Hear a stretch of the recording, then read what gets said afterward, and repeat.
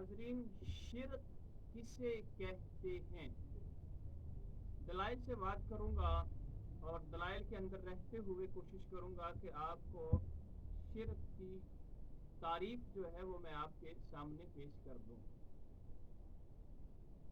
قرآن پاک سے سب سے پہلے ہم ایک آیت مبارکہ لیتے ہیں۔ بسم اللہ الرحمن الرحیم۔ یہ سورہ النساء ہے اور اس کی آیت مبارکہ جو ہے وہ 36 ہے۔ وَاعْبُدُوا اللَّهَ وَلَا تُشْرِكُوا بِهِ شَيْئًا۔ اب اس کا ترجمہ سماعت فرمائیں۔ اور تم اللہ کی عبادت کرو اور اس کے ساتھ کسی کو شریک نہ ٹھہراؤ۔ اب اللہ تبارک و تعالیٰ کی ذات کے علاوہ کسی کو اسی کی طاقت کے مطابق، اسی کی قوت کے مطابق خالق ماننا یہ شرک کہلاتا ہے۔ میں آپ کو دوبارہ ریپیٹ بھی کر دیتا ہوں۔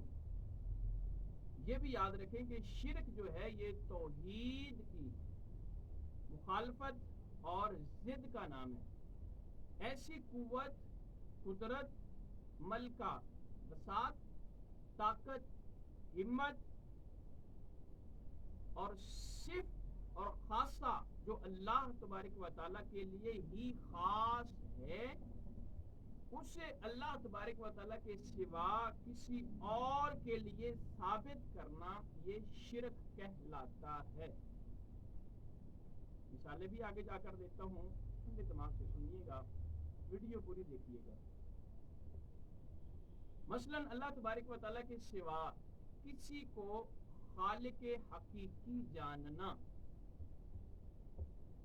خالق حقیقی اور خالق مجازی کیا ہوتا ہے؟ خالق حقیقی وہ ہے جو ہر چیز کو پیدا کرنے والا ہے۔ هو الذی یصورکم فی الارحام کیف یشاء، جو پیٹ میں ماں کے رحم میں تصویر بناتا ہے۔ اب ایک جو ہے تصویر بنانے والا ایک مصور ہے۔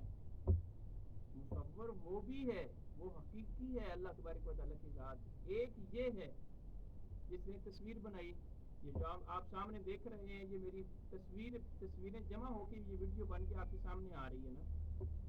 یہ ویڈیو میں بنا رہا ہوں، ایز ایک میں مصور ہوں، یہ آپ سامنے دیکھ رہے ہیں۔ یہ جس نے ٹوپی بنائی ہے وہ ایک ٹوپی بنانے والا مصور ہے، تصویر جس کی بنائی ہے، یہ بٹن ہے، یہ بازو ہے، یہ اپنا کپڑا ہے جس نے بنایا ہے، یہ بلڈنگ ہے، مسجد ہے، مینار ہے، جس نے بنایا وہ مصور کہلائے گا۔ لیکن یہ مجازی کہلائے گا، حقیقی وہی ہے۔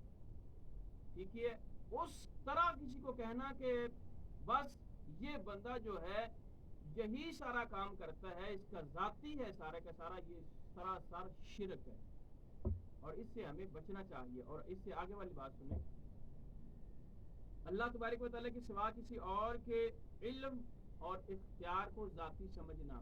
اب حضور علیہ السلام کا علم ہے نا، یہ حضور علیہ السلام کا نبی مکرم صلی اللہ علیہ وسلم کا ذاتی نہیں ہے، یہ اللہ کی عطا ہے۔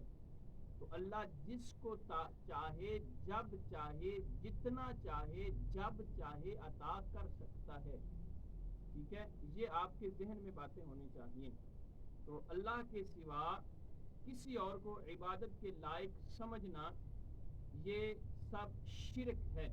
یعنی کہ مزارات پر جا کر آپ اس نیت سے وہاں پہ سجدہ کریں اور وہاں پہ جا کے ان کی عبادت کریں، وہاں پہ جا کے سجدے سر جھکائیں کہ یہ سب کچھ یہی ہمیں دیتے ہیں، یہی حقیقی ہیں، تو یہ سراسر شرک ہے۔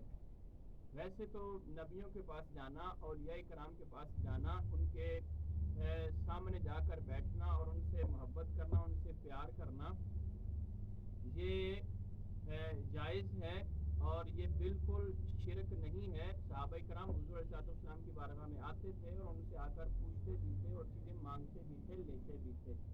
ٹھیک ہے، یہ بالکل شرک نہیں ہے۔ حقیقی خدا اللہ تبارک و تعالیٰ کی ذات کی ہے۔ امید کرتا ہوں آپ کو سمجھ آیا ہوگا۔